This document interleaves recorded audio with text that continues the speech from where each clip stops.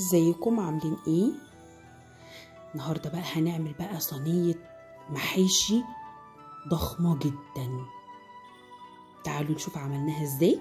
يلا، اول حاجة هنعمل الخلطة. هنجيب الرز، هنجيب الخضرة المشكلة المتقطعة، هنجيب البصل المفروم زي ما انتوا شايفين كده، وهنحط صلصة الطماطم المتسبكة الجميلة دي، وعليها الزيت علشان تكون الخلطة كده مفلفلة وطعمها كمان حلو.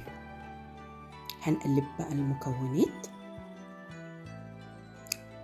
جبت بقى عندي ورق العنب، ابتديت بقى ان انا الف ورق العنب. انا بصراحة بحب ورق العنب جدا، وكمان بحب اللف بتاعه يكون مبروم كويس. هنا بقى ورق الكرنب، برضو ابتدينا ان احنا نلف ورق الكرنب زي ما انتوا شايفين كده. لفه سهل جدا مفيهوش اي حاجه. عندي البتنجان الابيض، ابتديت بقى الف البتنجان الابيض بتاعي، ابتديت احطه جوه الرز. وكمان عندي الفلفل الاخضر الرومي، وكمان البتنجان الاسود. هنا بقى الطماطم بتاعتي منضفاها مقوراها زي ما انتوا شايفين، وحشيتها برضو بالخلطة. وطبعا ما ننساش الممبار البقري الحلو الجميل، طبعا ده في اي عزومة لازم بيكون موجود. ابتديت بقى احشي بالشكل اللي انتوا شايفينه ده. وطبعا وانتوا بتحشوا الممبار ده حاولوا ان انتوا ما تملوش الممبرايه على الاخر، علشان الرز لما يستوي جوه الممبرايه ما يبقاش حجمها كبير قوي. هنا بقى جبت الفراخ بتاعتي، طبعا نضفتها وبنشفها زي ما انتوا شايفين بالمنديل كده عشان ميبقاش فيها اي ميه او اي حاجه. ابتديت بقى احشيها بالفريك. طبعا الفريك طبعا طريقته سهله جدا. الفريك بيتنقع يوم في الميه، تاني يوم بتحمري بصله، بتحطي الفريك بتاعك، بتحطي ملح وفلفل، ممكن تحطي بقى سمنه او زيت يعني براحتك. تحطي شويه ميه يغلي غلوتين وتسيبيه يبرد، وبعد كده تبتدي تحشيه. طبعا انا هنا بقى حشيت بيه الفرخه كويس. ابتديت بقى ان انا اكتف الرجلين بتاعتها عشان الحشوه ما تخرجش بره. تمام.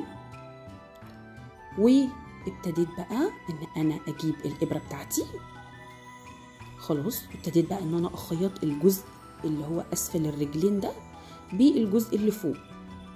تمام، بحيث ان الفرخه لما تيجي تستوي يعني الخلطه ما تطلعش بره، وكمان اللي بياكلها كمان يبقى يعني اللي هياخد منها حته يبقى واخد منها حته معاها حبه فريك بالشكل ده. عندي هنا بقى الحمام، ابتديت بقى احشي الحمام زي ما انتوا شايفين، طبعا تحت الجلد وجوه وعند الرقبه كده. ابتديت اطلع الخلطه فوق عند الرقبه. وعندي هنا بقى الكبده والقنصه بتاعه الحمام دي بقى بقفل بيها الجزء ده، بحيث ان لما تنزل في الميه الحشوه ما تطلعش بره زي ما انتوا شايفين. تمام. بقوم جايبه بقى الرجل وابتدي ان انا اكتفها كويس بالشكل ده. بحط الرجلين يعني واحده واحده، يعني بحط واحده وبعد كده بحط التانية. بدخل الرجل الاولانيه الاول، اول رجل كده بتدخل الاول، مش بدخل الرجلين مع بعض، لا هي رجل الاولانيه الاول، وبعد كده بتجيب الرجل التانية وتبتدي ان انت تحطيها تحت الاولانيه بالشكل ده. بصوا بالشكل ده. هنا بقى جبت بقى الحله اللي فيها الشوربه بتاعتي، وابتديت بقى ان انا اسقي المحشي بتاعي. ممكن تحطي مرقه لحمه، ممكن تحطي مرقه فراخ، مرقه خضار، براحتك. هنا برضو ابتديت اسقي الكرنب بتاعي بالشكل ده، وحطيت عليه طبق علشان لما يستوي يبقى مستوي حلو. هنا بقى حطيت شرايح الليمون الجميله اللي انتوا شايفينها دي علشان تدي طعم فيه مزازه شويه لمحشي الرقاق. طبعا هنا الممبار ده انا كنت سلقاه قبل كده، يعني سلقه صغيره، وبعد كده سلقته تاني لما جيت اسوي المحاشي زي ما انتوا شايفين بالشكل ده شكله بعد ما استوى.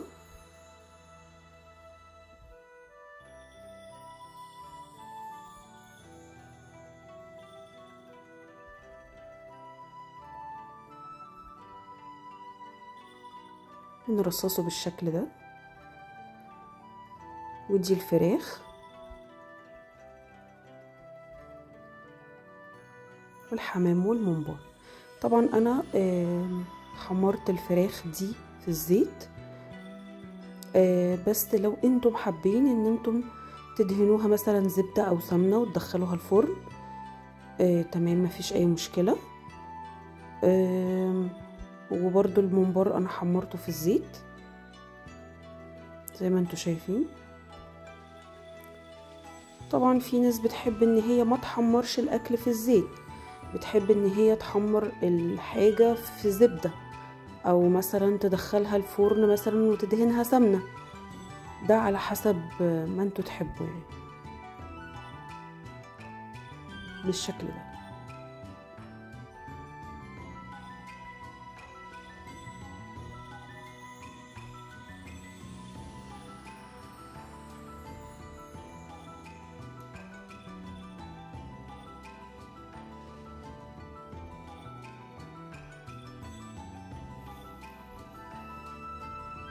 طبعا طعمها حلو جدا، مستوية كويس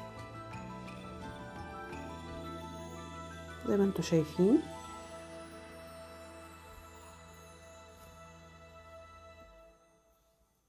والرز طبعا مستوي جوه الممبار. اهم حاجة في الممبار ان هو يتسلق مرة ويتسلق مرة تانية بعدها قبل التحمير، عشان بس الرز يكون من جوه يعني طري مش ناشف، والفراخ كمان يعني لازم تكون مستوية كويس جدا، خصوصا الفراخ المحشية. وبألف هنا وشفا.